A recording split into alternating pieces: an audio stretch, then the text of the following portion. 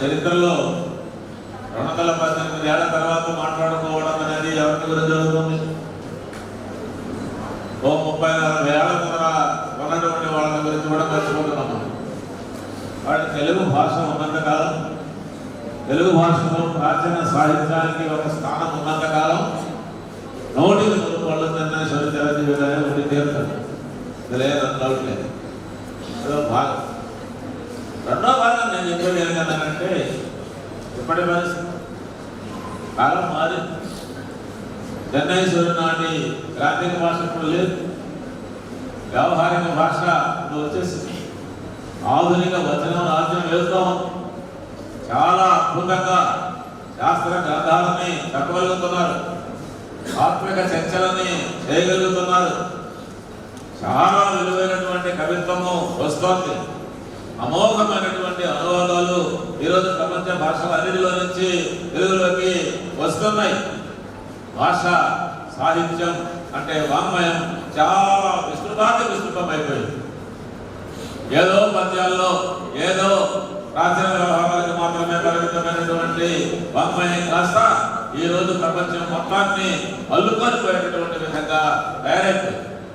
తెలుగులో కూడా తెలుగు భాష దెబ్బతినిపోతుంది అనేటటువంటి వాదం ఉన్నది. కానీ ఈరోజు తెలుగులో వస్తున్నటువంటి కవిత్వం కానీ, ముఖ్యంగా కథ కానీ, ఈ మధ్య కాలంలో వచ్చినటువంటి కొన్ని శాస్త్ర సాంకేతిక పరమైనటువంటి విషయాలతో కూడిన గ్రంథాలు కానీ, మన మూలాలు అని ఈ మధ్య ఒక గ్రంథం వచ్చింది. అల్లూరి భాస్కర్ గారు రాసినటువంటి పుస్తకం. జన్యుపరంగా మనం ఎవరము అనేటటువంటి శాస్త్ర చర్చని తెలుగులో మొదట ఆయన చేశారు. తెలుగులో అలాంటి శాస్త్ర చర్చ జరిపేటటువంటి గ్రంథం, మౌలికమైనటువంటి రచన రావడం అనేది చాలా పెద్ద విషయం. అలాగే మహాభారతం మీద ఈ మధ్య ఒక పెద్ద వ్యాఖ్యానం వచ్చింది. మంత్రకవాదం తెలిస్తే మహాభారతం మన చరిత్రే అనే పుస్తకం. అది కూడా మహాభారతాన్ని చరిత్రకు అన్వయిస్తూ, ఆధునిక పరిస్థితులకు కూడా అన్వయిస్తూ, పోకడలకి అన్వయిస్తూ, గొప్ప సామాజిక శాస్త్రాన్ని చదువుతున్నటువంటి, ఏదో తృప్తి కలిగేటటువంటి విధంగా రాయడం జరిగింది. అంటే నేను ఎందుకు మాట్లాడుతున్నానంటే, తెలుగులో అపారమైనటువంటి సాహిత్యం ఈరోజు కూడా వస్తుంది.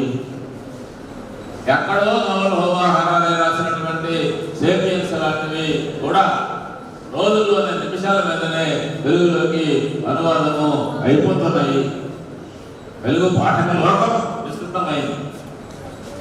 ఒకరోజు ఒక రకమైన గ్రంథాలను మాత్రమే, ఒక రకమైన పండితులు మాత్రమే చదివేటటువంటి దశ నుంచి ఈరోజు అనేక రకాలైన ప్రక్రియలు, అనేక రకాలైనటువంటి అంశాలకు సంబంధించినటువంటివి ఈరోజు తెలుగులో విస్తృతంగా వస్తున్నాయి.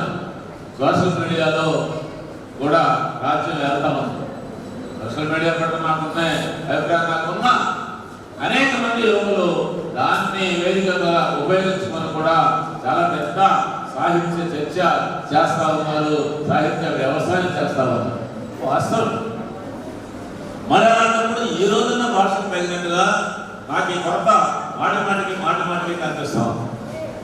ఈ రోజున్న భాష దేని వ్యవహారిక భాష అని అంటున్నాము, ఏది మన నిజ జీవితంతో పాటు మన సాహిత్యంలో కూడా వాడుతున్నామో దాన్ని ఆధికారికం చేయడానికి, దాన్ని తప్పులు లేకుండా రాయడానికి, దాన్ని సూటిగా ఉండేటట్టుగా చేయడానికి ఈ రోజు మరొక చెన్నైశ్వరి పుట్టాల్సిన అవసరం ఉంది అని నేను అభిప్రాయం.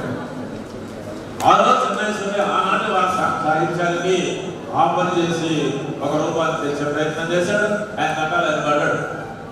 కానీ ఈనాడు మంచి తెలుగును రాయాలి అంటే లెక్చరర్లే రాయలేకున్నారు. మరి పత్రికల్లో ఉన్నటువంటి వాళ్ళని అడిగితే, సార్ 4 వాక్యాలు తప్పులు లేకుండా రాయగలిగిన వాడు దొరుకుతాడని చెప్పి మేము ఎదుర్కొంటున్నాం సార్, దొరకడం లేదు సార్. చేస్తుంది అనేదానికి చేస్తోంది అనేదానికి తేడా సామాన్యంగా ఎవరికి తెలియదు సార్. నిజం వాస్తవమేది. భాష మన హృదయం అనుకున్న తర్వాత భాషని శక్తివంతంగా వాడుకోవాలా? ఈనాటి అవసరాలకు తగినట్టుగా దాన్ని శక్తివంతం చేయాలా? చేయాలంటే ధారాళంగా ఉండాలా? పకడ్బందీగా ఉండాలా? తప్పులు లేకుండా ఉండాలా? చాలా అద్భుతంగా భావాన్ని ప్రసారం చేయలేనటువంటి విధంగా ఉండాలా? ఉత్తేజితం చేయాలా? ఆవేశపరచాలా? కన్నీళ్లు పెట్టించాలా? అటువంటి మాట నోట్లో నుంచి మాట్లాడాలి. అది ఏ భాషకైనా సరే ఉండాల్సినటువంటి లక్షణం. తెలుగు భాషకి ఆ లక్షణం ఉంది, కానీ అలా వాడుకోవడానికి కావాల్సిన శక్తి ఎక్కడి నుంచి వస్తుంది? రావాలి అన్నట్టుగా అయితే ఆధునిక భాషకు కూడా ఆధునిక వ్యాకరణం అనేటటువంటిది అవసరం అయి ఉంది. ఏ మాట మాత్రం నేను చెప్పకుండా ఇక్కడ ఉండలేదు. చెన్నైశ్వరి గారిని గౌరవించుకుంటున్నామనంటే అక్కడ ఆగిపోమని కాదు. సింధు నాగరికత గురించి గొప్పగా చెప్పుకుంటున్నామనంటే సింధు నాగరికత లాంటి బాత్రూములు కట్టుకోవాలని కాదు. సింధు నాగరికత నుంచి చాలా దూరం ప్రయాణించాం. ఈనాటి నాగరికత సంగతి ఏమిటి అనే ప్రశ్న మనం వేసుకోవాలి. అలాగే చెన్నైశ్వరి గురించి మాట్లాడుకుంటున్నామనంటే ఆనాటి భాష గురించి కాదు, ఈనాటి భాష సంగతి ఏమిటి అనేటటువంటిది మాట్లాడుకొని తీరా బాధేస్తుంది, సందేహం లేకుండా బాధేస్తుంది. మొన్న రాష్ట్ర ప్రభుత్వం ఒక పరీక్ష బేస్లైన్ టెస్ట్ అనే పేరుతో 10వ తరగతి పిల్లలకి పెట్టింది. బాధాకరమైన విషయం ఏమంటే 10వ తరగతి చదువుతున్నటువంటి పిల్లలు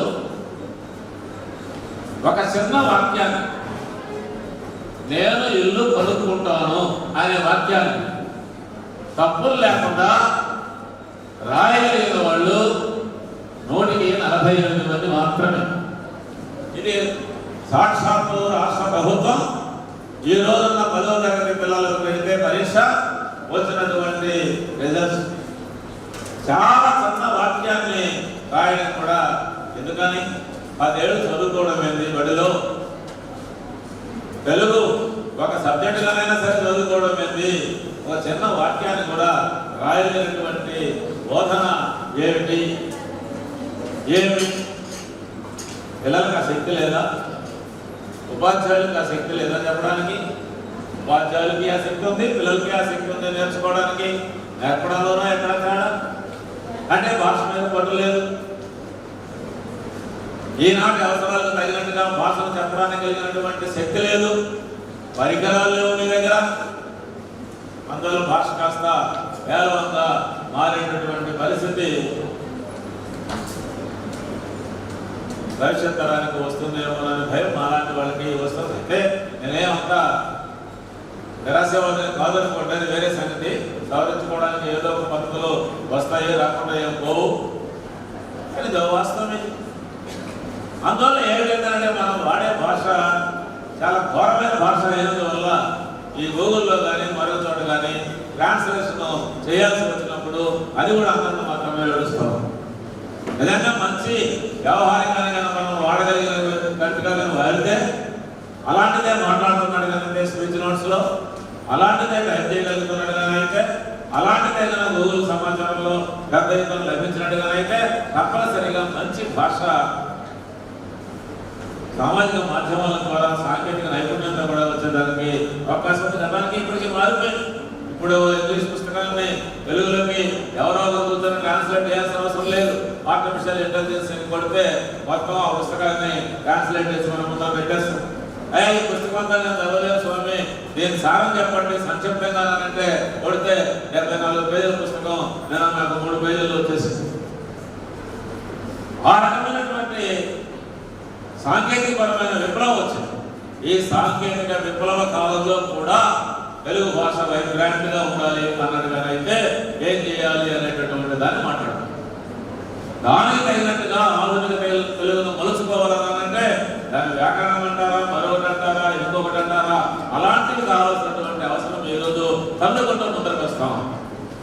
పాతకాలంలో ఒక 50, 40, 20, 30 ఏళ్లలో చేకూరు రామారావు గారు ఈ పని చాలా బాగా చేశారు.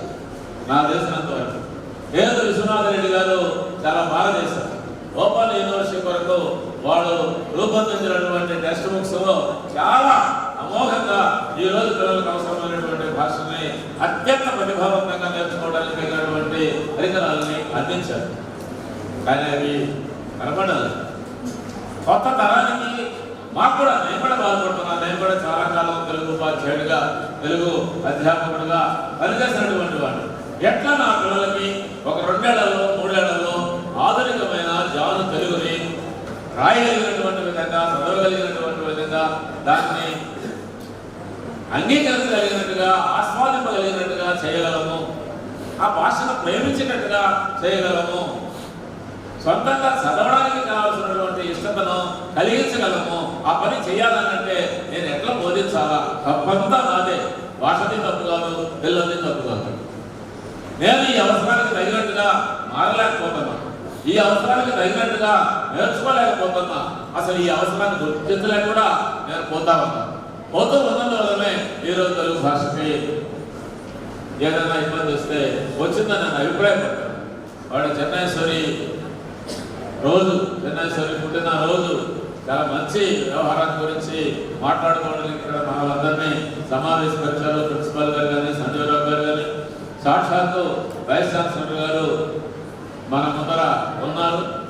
ఈ సందర్భంలో నేను మళ్ళీ ఆవేదనగా ఏం చెబుతున్నానంటే, ఆధునిక తెలుగు భాషకి మంచి వ్యాకరణం అనేటటువంటిది కావాలి. ఆ పనిని ఎవరో ఒక పండితులు చేయాలి అని అంటే, ఒకసారి చేయాలని అనుకుంటే దండం ఎవరికి పెట్టి ప్రారంభించాలని అంటే చెన్నైశ్వరికి దండం పెట్టి ప్రారంభించాలి అని చెప్పి తెలియజేస్తూ సెలవు తీసుకున్నాను.